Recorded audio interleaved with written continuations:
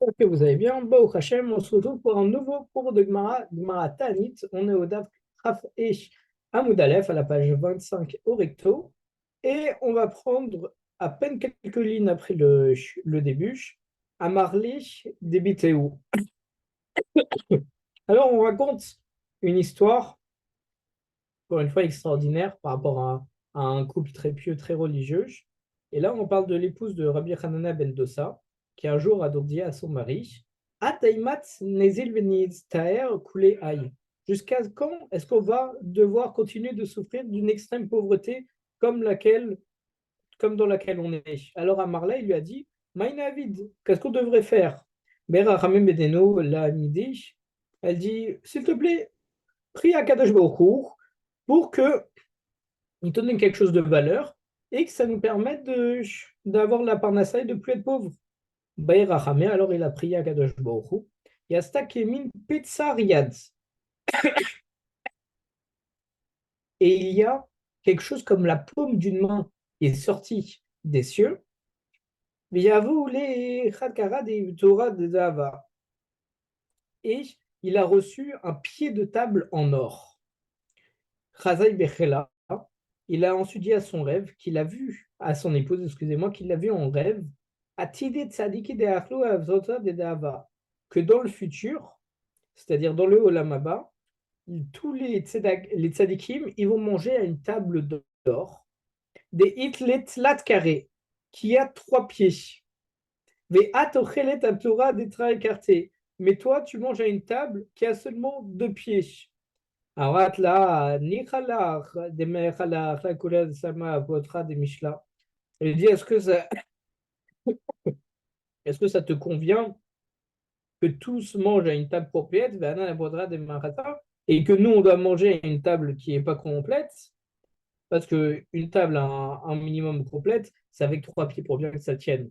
Donc il dit, bah, est-ce que si tu as vu que dans le Olam Haba, tout le monde mange à une table à 3 pieds et nous, aujourd'hui, on mange à une table avec 2 pieds, alors est-ce que vraiment ça te convient qu'on ait une table bancale comme ça? Alors Amar, là, elle lui a dit, Maïnavid, qu'est-ce qu'on doit faire maintenant pour rectifier cette situation?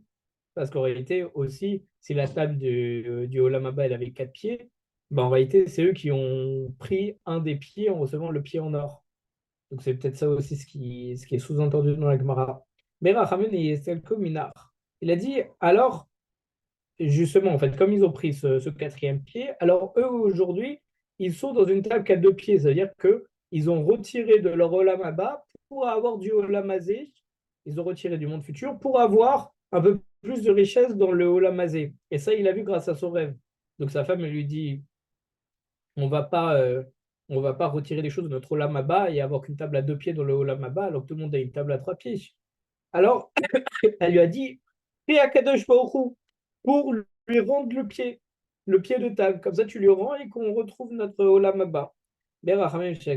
Alors, il a suscité la miséricorde d'Akadosh Baruch Hu et il lui a rendu. Il lui a repris le pied. Tana, il y a un Tania qui a enseigné que Gadol Ayan et Sarah Acharon Yoter Minarishon. Le deuxième miracle, il est encore plus grand que le premier. Le fait que Kadosh Baruch Hu ait repris le pied, c'est un miracle encore plus grand que le fait qu'il lui ait donné le pied. D'Igmaré, parce qu'on a une tradition qui nous dit de Mahava Viere, sur laquelle les choses elles sont données par Akadosh Baruch Hu, Mishkal le Shalke, mais qu'elles ne sont pas reprises. Donc là, c'est extraordinaire et c'est vraiment un miracle hors norme que Akadosh Baruch Hu, il ait repris le pied, parce que d'habitude, Akadosh Baruch Hu, il donne, mais il ne reprend pas. On va avoir une autre histoire à rapport à Rabbi Hanana ben Dossa. Chad Beish Shimshesh, un vendredi soir au crépuscule, il a vu que sa fille, elle était triste. Amar Labiti, il lui a dit, ma fille, les Mayatsivad, pourquoi est-ce que tu es triste?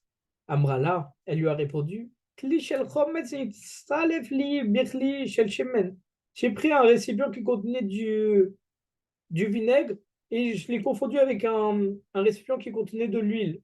Et de l'akim emeno hors Shabbat. Et j'ai déversé le vinaigre dans la lampe et j'ai allumé les lumières de Shabbat avec ça. Et en réalité, normalement, le vinaigre, ça brûle pas, contrairement à l'huile. Et donc, là où elle était attristée, c'est que elle a allumé sa, sa lumière de Shabbat avec du vinaigre. Donc en fait, elle avait peur que la lumière s'éteigne très rapidement, parce que le vinaigre, c'est pas censé brûler.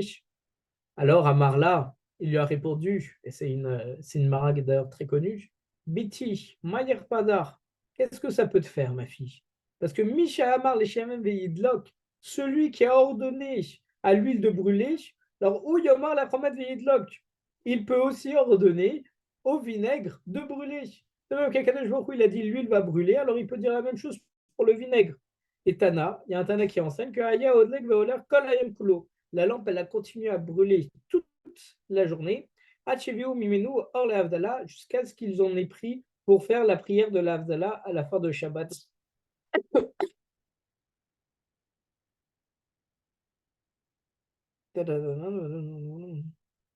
Donc voilà à quel point c'est extraordinaire et c'est vraiment la Emouna à Kadosh Baruch Hu. Et c'est vraiment des miracles. On va voir encore une histoire par rapport à Rabbi Hanana ben Dosa. Rabbi Hanana ben Dosa a volé un Achizi. Il avait des chèvres, roulé, et les gens ils se sont plaints à lui en disant Kama Sham, tes chèvres, elles endommagent notre sang, notre champ. Amar, alors il leur a dit Ikam Efsan, si c'est vrai qu'elles endommagent votre champ, alors nigrez-les au 2D, que des ours viennent et la dévorent. Veimlo, mais si c'est pas vrai, Kol Chada Vechada Teitish Leurta Doba Bekarnayo. Alors, puisse chaque chèvre ramener ce soir en venant un ours sur ses cornes.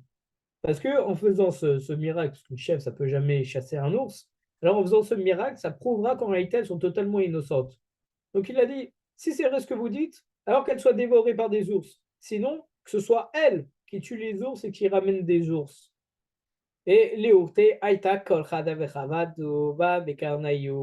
et le soir, chacune des chèvres a ramené un ours sur ses cornes, avait tué un ours et l'avait ramené à Rabbi Hanana ben Dosa pour prouver leur innocence de façon miraculeuse.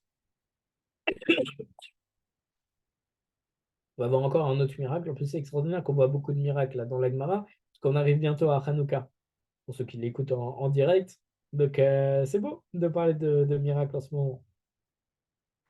Là, on raconte que Avaleish Aïch Bavta, Rabbi Hanina, il avait une voisine, des Kaveniania Beta, qui construisait une maison. Mais l'homme Matou Kishuré, mais les poutres, elles ne s'étendaient pas d'un mur à l'autre. Atia les Kamesh, alors elle est venue devant Rabbi Hanana, Amarla, elle lui a dit Baniti Beiti Velokano Keshurai. J'ai construit ma maison, mais les poudres, elles ne s'étendent pas d'un mur à l'autre. Alors, Amarlesh, Ma Shemcha. Et il lui a dit, c'est quoi ton nom? Amar là, Aiku. Elle s'appelle Aiku. Amar Aiku Nimku Keshurayir. Et Aiku, en espérant que tes poutres, elles s'allongent et elles s'étendent d'un mur à un autre. Tana, il y a un Tana qui a enseigné que Giyu Achiyatsu Amalekan va Amalekan. Les poutres, elles se sont allongées jusqu'à dépasser même d'une coudée de chaque côté du mur. Veillachomré, mais il y en a d'autres qui disent c'est Nifim Hachaoum. Les poutres, elles furent rendues plus longues grâce à des segments qui furent rajoutés à l'extrémité. Donc, il y a deux avis. Un qui dit que les poutres, elles se sont allongées, elles sont devenues plus grandes. Un autre avis qui dit qu'en réalité, ce sont des anges qui ont rajouté des morceaux de poutre des deux côtés. Tania, on va dans une Braïta, Plimo Omer, Plimo il dit Ani Raiti Oto Abaï Vayu Korota Vyotso Amalekan Amalekan. J'ai vu cette maison et ses poutres dépasser d'une coudée de chaque côté du mur. Vamroulo, Eli, et les gens m'ont dit Baïdze Shikari Rabbi Hanana ben Dosa Bitfilato. Cette maison-là, c'est grâce à Rabbi Hanana ben Dosa qu'elle a ses poutres et ce miracle. Alors, pour revenir un petit peu sur l'histoire des chefs qu'on vient de mentionner, Rabbi Hanana ben Dosa Mekan avoue Leizi. D'où est-ce que Rabbi Hanana ben Dosa il possédait des chèvres? Parce que, si on se rappelle l'histoire qu'on a dit encore avant, Béhani avait, il était pauvre. Donc si Rabbi Hanana ben Dosa il est pauvre, comme on a raconté dans l'histoire, et avec le pied en or de la table venue du ciel, etc. Alors s'il était pauvre, comment ça se fait qu'il peut avoir des chèvres? De plus, les gens, les Chachamim, ils ont demandé, on n'a pas le droit d'élever du menu bétail en Eretz Israël. C'est interdit. Parce que ces animaux, ils ont tendance à brouter des champs d'autrui et de les endommager. Donc c'est interdit. D'ailleurs, c'est ce qui a été reproché à Rabbi Hanana Mendoza, que ces chèvres pourraient aller brouter chez les autres. Donc comment de un, c'est interdit d'avoir des chèvres, du menu bétail à cause de tous les dommages que ça peut causer, et de deux, il était censé être pauvre. Alors, Amar Rav Pinchas, il nous dit, Maaseh va'amar ha'adam echad al pesar beto. Un jour, il y a quelqu'un qui est passé devant la porte de la maison de Rabbi Hanania, Veniar Sham Tarnegolim. Et il a laissé quelques poulets par inadvertance devant la maison. Metsaatam Ishto chez Rabbi Hanania ben Dosaï, l'épouse de Rabbi Hanania ben Dosaï, il les a trouvés. Va Marla, et il lui a dit Al Tochlim et Betsem, ne consomme pas leurs œufs. Pourquoi? Parce que si les poulets donnent des œufs, ça ne peut pas leur appartenir. Les œufs appartiennent au propriétaire qui les a oubliés devant chez lui. Donc surtout, n'en mange pas parce que ça serait du vol. Et avec le temps, ils ont donné beaucoup d'œufs et de poulets. Et et c'est devenu inconvenant pour eux parce qu'ils commençaient à avoir beaucoup de poulets et beaucoup d'œufs chez eux. Ils ne pouvaient pas consommer, ils ne pouvaient rien faire avec parce que ça ne leur appartient pas. Alors, qu'est-ce qu'ils ont fait? Ils ont vendu les œufs et les poulets. D'ailleurs, on voit dans Baba Metzia que c'est permis de faire ça. Je m'en souviens avoir étudié cette sugia avec Rav Yosef. Il disait que normalement, d'abord, si quelqu'un abandonne comme ça et qu'il ne revient pas, alors ça peut leur appartenir. En plus, s'ils s'en occupent et que ça donne des produits, alors il y a des cas où ça peut aussi leur appartenir. Là, au début, ils ne voulaient pas en tirer profit. Mais là, comme on voit dans Baba Metzia, c'est permis. Et donc, ils ont vendu le surplus d'œufs et le surplus de poulet. Et avec, il a acheté des chèvres avec produits de la vente. Une seconde.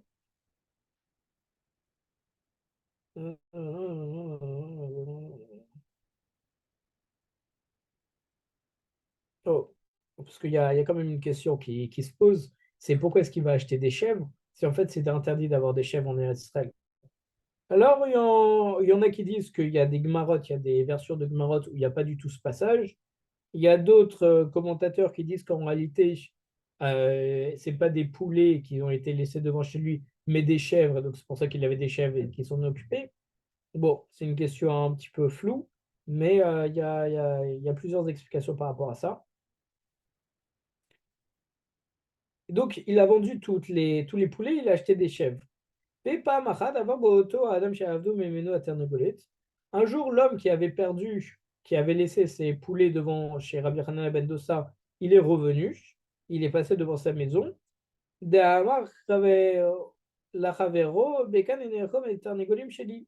a dit, une fois je suis passé, j'ai laissé mes poulets. Shama Rabbi Hanina, il a entendu ça, Marlo, il lui a dit, est-ce que tu as un signe distinctif pour prouver que c'était tes poulets? Alors l'ON, il lui dit oui. Nathan Lossiman, il lui a donné une marque d'identification pour vérifier que c'est ses poulets. Ce sont les règles qu'on voit dans Bama Mitzia. Venatan Etaizim. Et donc, Rabbi Hanan ben Dosa, il lui a donné les chèvres. Ven en de Et c'était les mêmes chèvres que, que celles qui avaient apporté les ours sur leurs cornes. C'est l'histoire qu'on avait évoquée avant. Donc, en réalité, toutes les quatre histoires qu'on a évoquées, elles ne sont pas du tout faites au hasard. Chacune, en réalité, est liée par rapport à tout ça. Maintenant, on va s'intéresser à un Amora qui s'appelle Rabbi Elazar ben Pedat et qui était aussi extrêmement pauvre. Rabbi Elazar ben Pedat, Milta Tuva. Il était donc très pauvre. Avant Milta, une fois, il a subi une saignée. Une saignée, c'est ce qu'on faisait à l'époque. On s'ouvre un petit peu le bras avec des sangsues ou des trucs comme ça pour retirer du sang lorsqu'on est malade. Belet la vallée Midelitimam. Il n'avait rien à manger. On sait que c'est très important de manger après avoir fait une saignée. D'ailleurs, on voit ça dans le traité Shabbat au Daf Kouf Raf Tet, à la page 129, au Hamoud Aleph, au recto. Donc, il n'avait rien à manger après la saignée. Et chez Kalbara des Touma, alors il a pris une gousse d'ail. Il a mis dans sa bouche, Khalash Live Venamim, il s'est senti faible et il s'est endormi. Azul Rabbané de Shayou Lebej, et les sages, ils sont venus s'enquérir de lui en lui demandant comment il va. Chaziou Odeka Bavé Chayev.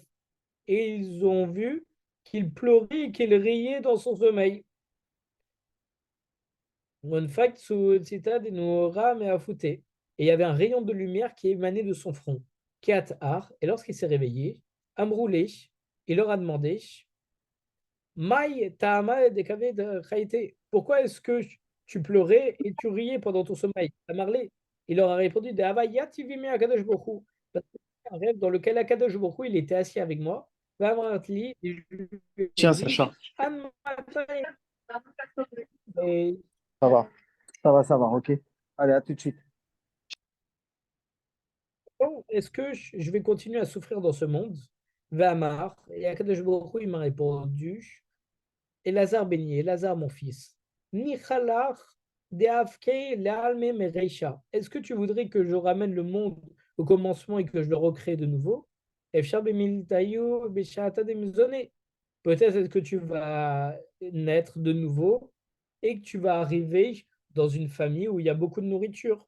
Amri les kamé. Alors je lui ai répondu, Koulé efshar. Tu ferais tout ceci seulement pour que peut-être j'aurai un meilleur sort et j'aurai plus de chance avec la Parnassa.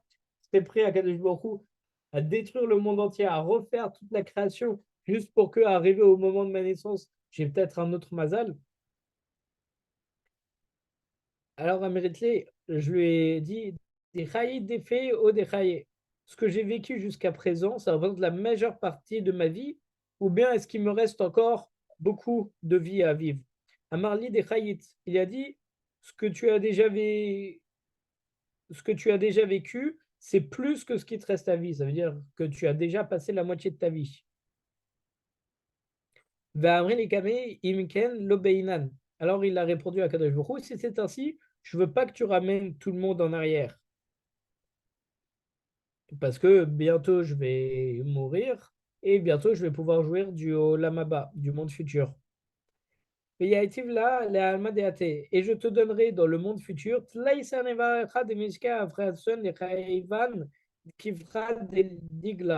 je vais te donner 13 rivières d'huile de balsamier, aussi claires que l'Euphrate et le Tigre,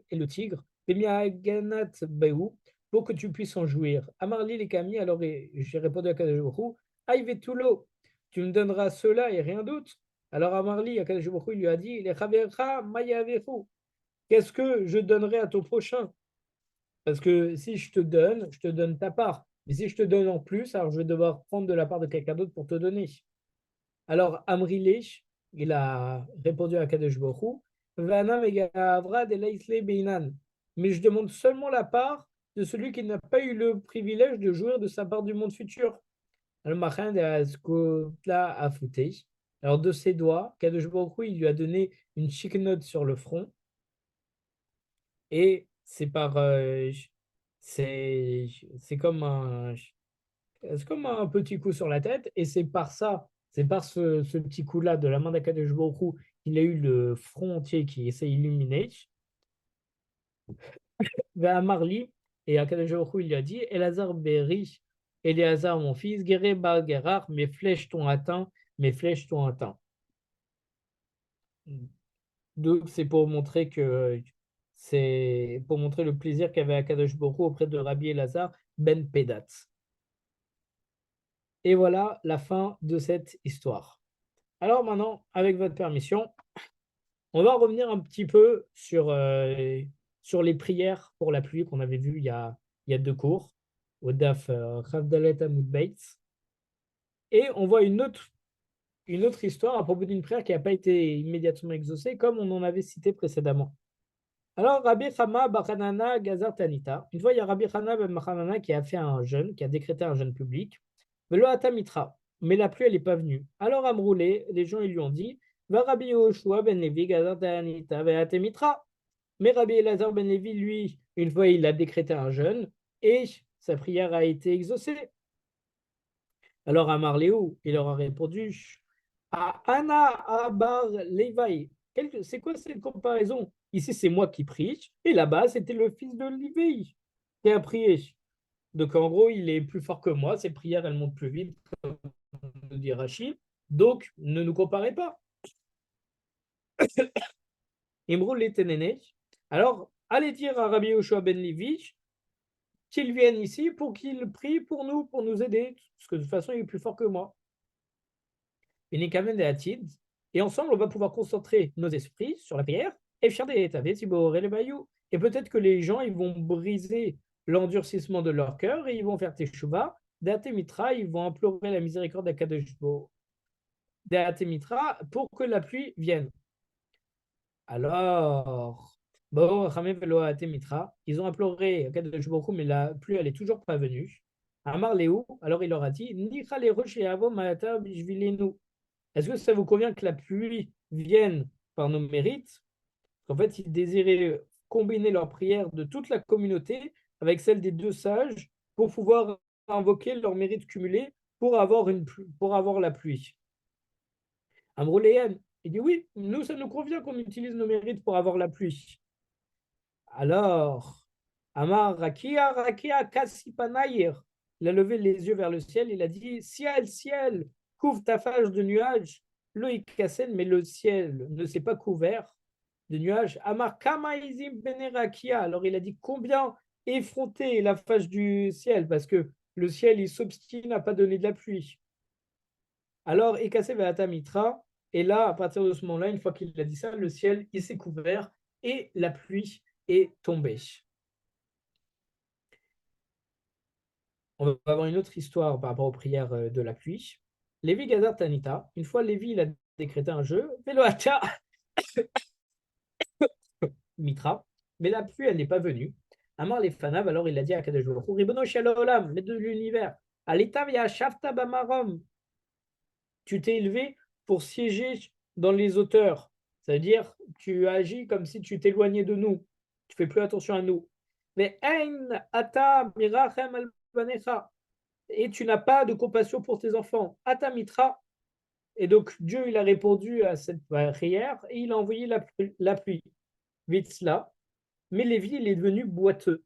Pourquoi? Parce qu'il a manqué de respect à Kadesh Baruch Hu. Donc à cause de ça, il est devenu boiteux. Amar Rabbi Elazar, il a dit L'olam adam kedvarim qu'elle fait mala. Un homme, il ne devrait jamais lancer des paroles comme ça, récriminantes, envers Akadosh Baruch Hu. Adam Gadol Itiar Devaro Kalve Malta Vitla. Parce qu'il y a un grand homme qui a lancé un jour de telles paroles de crimination dans le ciel, et il est devenu boiteux. Et c'était qui cet homme, ou Manu? C'était bien entendu Lévi. Est-ce que vraiment ce manque de respect, ça lui a valu de devenir boiteux? Et pourtant, ailleurs, on voit que Lévi il a montré comment faire une révérence, une prosternation de type Kida devant Rabbi, et c'est comme ça qu'il est devenu boiteux.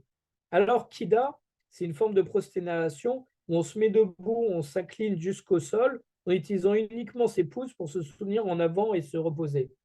Et donc, comme c'est qu'on n'utilise que nos pouces et pas nos mains, alors ça demande une force extraordinaire. Et avec ça, c'est mal exécuté. D'ailleurs, on va avoir